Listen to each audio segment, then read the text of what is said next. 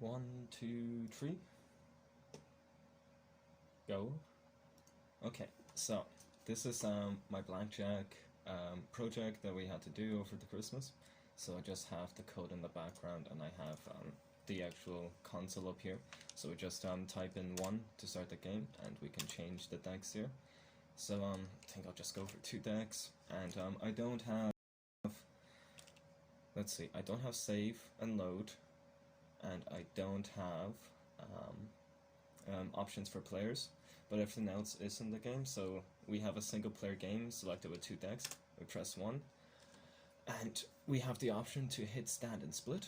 So the dealer has drawn, he showed us an ace of diamonds and his face down card we can't see. So we see that he has 11 points shown there. We have only 10, an 8 and a deuce. So we decide to hit and we draw 5 of hearts. So I think we will stand and you choose to stand. Your final score for the round is 15. He reveals 7 of diamonds, so his final score ends up being 11, and since he has to stand between 17 and 21, he beats us. So now we just play, let's do another game, and let's try bust ourselves. So we have bust and the dealer wins. Going to try get, hopefully one of us gets a blackjack, or I can split and show that. So if I, or stand, I can even do that now. So if I stand at 14, I choose to stand when my final score is 14. Dealer reveals 6 of hearts from the face down card and he has 11. So he draws and he draws an 8, his final score is 19 and the dealer wins with 19. Simple. So hopefully BlackJack, I'm just gonna rush through this until I can get either 20 for, or we can get 2 10 cards, or one of us gets blackjack. And I have it set so that it only checks for blackjack at the very start of the game.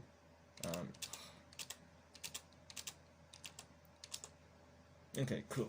So I just have it just set that like pretty much the user doesn't get an option to make a decision on hit, stand, or split. He just instantly gets the option to go to another game or main menu. So he has ace of spades shown there and face down card, and he would just say, like in the background it would say that he actually has blackjack and the dealer feels blackjack wins, and it's the same thing for the player, unless it's both players have, both the dealer and the player have blackjack, then it's a tie and you get the option to start over again. So hopefully I can try to get 2 10s.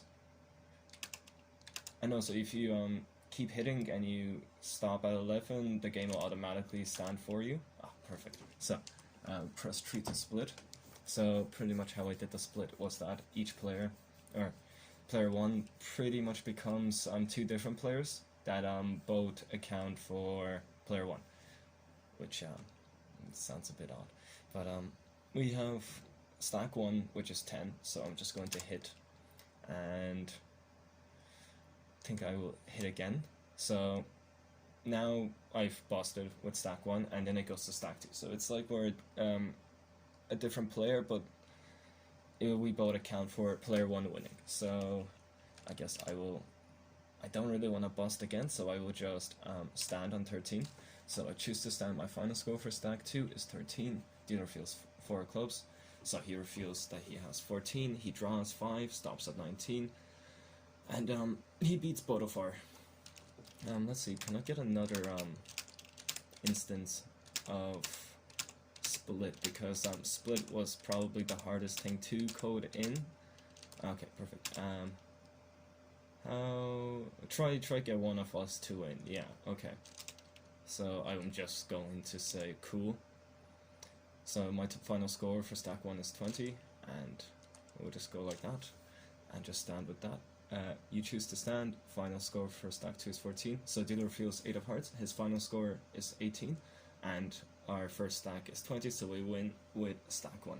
Cool. I think that is it for the game. We're just gonna go back to menu, start game, and we can just keep going as much as we want. So I will just exit out of that. So yeah, there's a lot of functions that I had to make, and I pretty much had to anytime hit or player's action, I would try and make it so it's recursive, and say from player choice we go to hit, but he can hit again, so we go back to player choice and it'll input from the user. So these are my int variables. I made a structure deck because it made it easier to be able to just call upon the one deck array itself, and we use these to just multiply the deck and initializing it. So we will go into the main. I used an int option in any option or any situation that I had to get an input from the user, which I kind of have like a small menu system set up.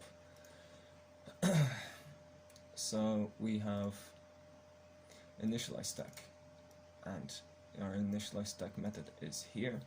So pretty much deck size 52 to define. We have the deck structure being, or what's it? The deck structure dot strength equaling to the to the strength array that we have at the very top.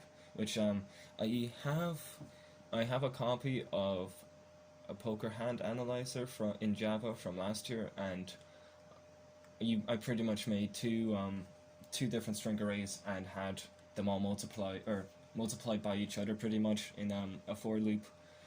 And this is kind of what we have now, which means that by using this method, our deck is going to be initialized. And then straight away we have the randomized deck, which I have to call in the deck that we want to. So we have an index here, which is used to store an index which will be created randomly, and then the temporary we have a then temporary deck which will store the value of the index of the first array, because it's all going to be ordered, and randomly it's going to swap indexes. And pretty much by using a placeholder deck structure, we can have the first deck, the actual one that we are using, randomized by having all of its indexes swapped. So that makes it fairly easy to then display, because we just display the very first card that's given to us, or the very first element of the deck given to us. So we have this, and then we go into menu 1. And menu 1 we have, I had to cancel out load game because I did not know how to go about it in the time I had left. If I had maybe another day or two, I probably would try my best to refactor a lot of the code to be able to create more players more easily and have a save and load. But I pretty much have 2 prototypes that I worked on for 2 full days, and they were both scrapped, and I had to pretty much make an outlet. This is pretty much prototype 1, prototype 2 mixed in together to give us the standalone version that we have now. What else? Okay, sidetracked. But yeah, just because of time constraints, I had to I couldn't do load game and save game. But we have a scan option here, which is just going to be 1. There was a 2, so switch just goes into 1. If someone types anything else, it's just going to bring them back to the first menu. So then we go into menu 2 here, which we have start game, decks, and main menu. So this, giving us the option to press 1, is actually going to send us into player game 1, which is where all the code for the game is actually taking place. If we go into deck 2, we go into a deck menu here, which just lets us just change the amount of decks very easily. If you don't put in any of these, you build a 1, or you get a 1 deck. Main screen just brings you back to the first menu, which is pretty redundant when you don't have an option at the back here because the little game isn't there. This is where I was planning on doing an option to make more players, but it just did not happen. So then we go to option 1, single player game, and this is pretty much where everything happens. I have these variables here to reset them when we go back to play a single player game. So print options, these are the instructions, so 1 to hit, 2 to stand, 3 to split. So that over here is going to be in the player choice, the input is pretty much taken to the player choice here. and this is where we get to decide to hit, stand, or split. I just had it like that because I have the instructions at the very top, because over here, in between all of that, we have pretty much the first two cards being drawn for the dealer, for the player, and instantly checking for blackjack. So it kind of goes like this. We have an active player. Dealer will always be active player 0. Displays card 0, which we just have a universal or a global variable for. Define strength, which display deck shows us the current deck by a global variable. Define strength gives the active player points to what they drew. So the dealer has his own points, player 1 has his own points, and player 1 split points is its own thing as well. So if we go to the define method here, it's just a very big if statement that is encased in a very big if else statement that has pretty much, if the active player is 0, the dealer, he will get points. And I use string compare to compare the array and the actual card name. And this is player 1, which is our player 1. Active player 2 is player 1's stack 2. So that's how define strength works, and it just adds into the total points. So I always have a cards drawn, so that increases the global count for the cards drawn into the deck, and it makes it very easy to define strength and display the deck. So I have this print statement before the second card is given the strength and the points to the dealer, just so that it was easier than putting it afterwards, because we have a face down card that only the system itself knows. So then dealer draws 2 cards face down, and he has his points shown. So then player 1 has, and we display the deck, define the strength, active player 1, which is the player, so display deck and define strength are going to add in points to the active player 1. So shows the points, and pretty much both players have now finally drawn their card. Blackjack, if both players have blackjack, it is a tie, and we restart the game, or give the option to restart the game, which is the bit of code that was start game, or another game, or main menu. And if the dealer gets it, he wins. If the player gets it, he wins, without the dealer getting it beforehand. So once players get their cards, everyone checks for blackjack. The player gets to do his turn. So this is pretty much what I had for just the single player, without any splits or anything like that. It is your turn. We take in a condition from the user in the switch statement, so hit, stand, split. And we have this thing here called player 1 split. So this is kind of like a global variable that is set to 0 most cases. So 0, this is we have not split. But if we do split in this method, or in this function here, the variable would change to 1. So then we go back, and we're going to be doing our splits and hits in this menu pretty much. It's the reason we do this is that, like, split, we now have pretty much, we have to ask the player again what do they want to do, and we go into this, and it helps us for later on with hit stands and multiple players. So say the player wants to hit, we go to our hit, and this is the define strength method that we saw earlier. Actually, I should probably do a single player, because restart single player game, because that's what happens before the player gets a choice if there is blackjack.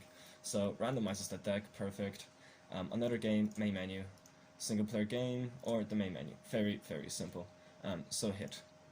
The player gets to make an action.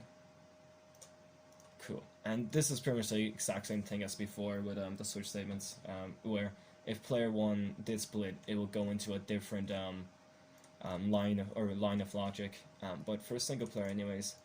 So display the deck, what he drew, give added of points and cards drawn, and then you have points. So if you have over 21, you bust, restart the game. If you have exactly 21, stand.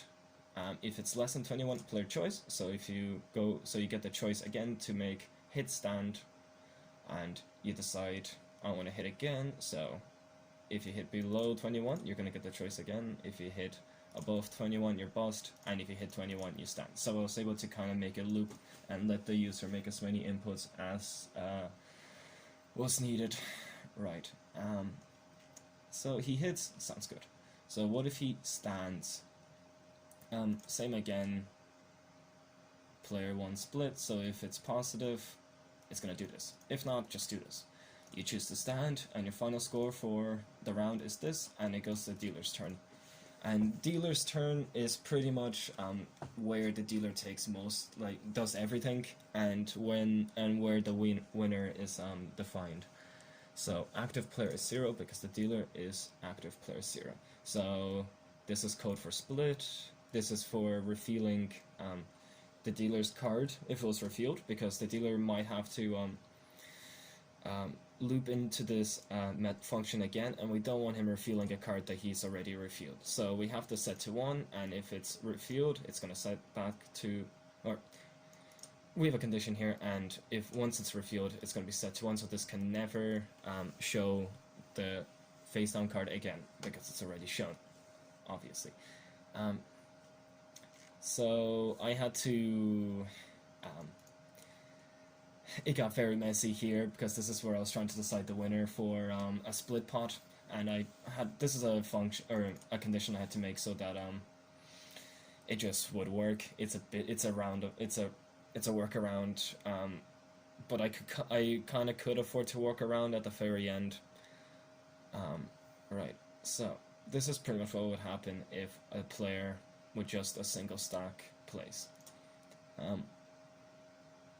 Dealer, if he has less than 17, he's gonna hit, and dealer hit is actually a very simple method.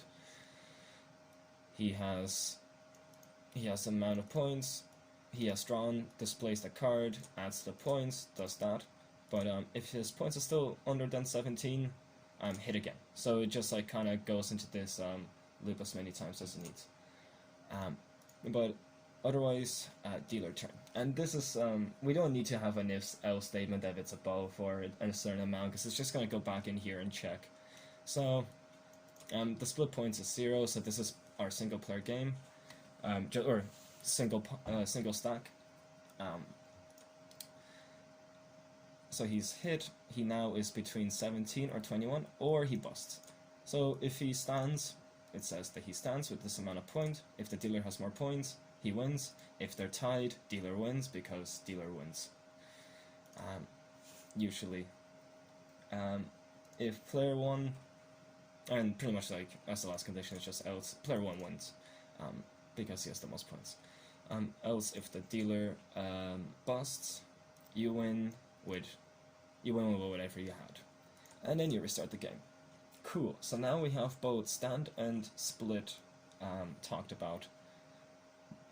And, excuse me, this is where things got a bit complicated, and this is most of the work I did today, and this is why I decided that I would not have enough time to make player 3 or player 4, because trying to make the split, I had to work around and not have as well oiled as a machine as I would like. I would have to refine the machine or the engine a bit to be able to add in players more easily, but I was stuck on a time constraint and wasted a lot of time, and well, I'm still really happy with where I went. So I have the split method here if the player chooses to. So this is very much a workaround. If the player's points is not 20, they will not, they cannot split. But there is a bit of a problem where the player can actually split at any time he has exactly 20 points. It's something that the user would have to find it as a bug, and in most circumstances it won't actually be a line of reasoning that the player should take. And that's kind of where my thinking went, is that like in a game of blackjack, the user should know that you cannot split after your first few cards, and they won't try to split when they have exactly 20, because it seems not very logical from the front end, but in the back end it is. This is a workaround, yeah, sadly. So I have 2 and 3 here, and this is pretty much card drawn 2. So 2 cards have been drawn, or 2 cards have been drawn, and the first card of the split is going to be the second card drawn, and this will be the third card drawn, because I had them set so it counts from 0. So the first card given is 0, and I just have them. Yeah, that's how I decided to have a global variable. So now we have player 1 split. So now the player has split. So now this is positive, and earlier on where I showed everything, that's where now the player will have different paths and choices made. So I now set the player points to 10, and I set split points to 10. Player 1 splits, player 1 has this and that. So now we go to player choice, and player choice. Now that we have case 1, nothing really changes too much here, which is fine, but it's just to make a loop back in here more than anything. So hit, let's take a look at how hit looks differently. Cool. So player split, case 0, case 1. Cool, so now the active player is 1. Display the deck, this is him hitting. So you're adding points to stack 1. If his place points are too much, he gets knocked out, and the active player goes to 2, which is the stack 2. And player choice goes all the way back, and they make a decision. If it's exactly 21, they will stand, and active player goes to 2, because now their turn is over. And black to player choice, which will be case 1. Let's see, where is this? Here. So this is pretty much player 2, and if the player is under 21, he gets a choice. This is for stack 1 here. He gets to hit, stand, or my bad. He gets a. This is where he will bust, goes to player 2, stack 2, and gives him the choice then to hit, stand. If it's exactly 21, it'll force stack 1 to stand, goes to player 2, and now player 2 makes the choice. If it's not 21 or under 21, player 1 gets the option to make a choice whether to hit, stand, and pretty much this will just loop until they have standed or have got busted out. So if they get busted out, it goes to stack 2, which kind of looks the exact same, uses different variables that are similar, but if stack 2 busts, it knows that player 1 or stack 1's turn was already over, so it's gonna instantly go to dealer's turn. And same thing here, it stands, it goes to dealer's turn, because that's the next player. And stack 2, if they are none of the above of the 2 above, they're just gonna be able to make a choice whether to stand or hit. And this is a very simple. This is the stand method for a split. You choose to stand, goes to player 2, and if it's player 2 and they choose to stand, goes to dealer. And now the most annoying part about all of this was figuring out how player 1 wins with the 2 different stacks. So it goes to player or dealer turn, and this is where we find out the winner after the user is split. So active player is 0. So I have this small kind of condition here, where if player 1 is split, so it's positive, and both player 1 and or both stack 1 and stack 2 are bust, it's just going to automatically say that dealer wins, and you restart the game. If only the first option is or if stack 1 is the only one that busts, I have stack 1 set to equal to stack 2 and have stack 2 equal to 0, because I don't have to write more code. See this, I can pretty much use, if stack 1 busts, I can pretty much use stack 1 as, or I can pretty much use the single player game before splitting for stack 1 and stack 2 on their own. But if both stacks are in the game, that's kind of where this line of code comes in, or this function condition here. So if either one of the stacks is bust, it's going to pretend as if there was only one stack there in the first place and just go through the usual thing, which is why I have this set to 0 instead of having player 1 split equal to positive. I just have the points because the points become 0, and usually if the player doesn't choose to split, it's going to go through this condition, and it's perfect. But if both hands are in and the player has split, dealer hits if he's under 17. And once he decides to stand, we now have 5 options here. Dealer beats both, stack 1 wins, stack 2 wins. Let's see. Player 1 wins both stacks. Actually, sorry. Dealer wins by beating both stacks. Player wins with stack 1. Player wins with stack 2. Player 1 wins with both stacks, and dealer wins with this, which is a tie. So this is what happens with a tie, and then we get to restart the game.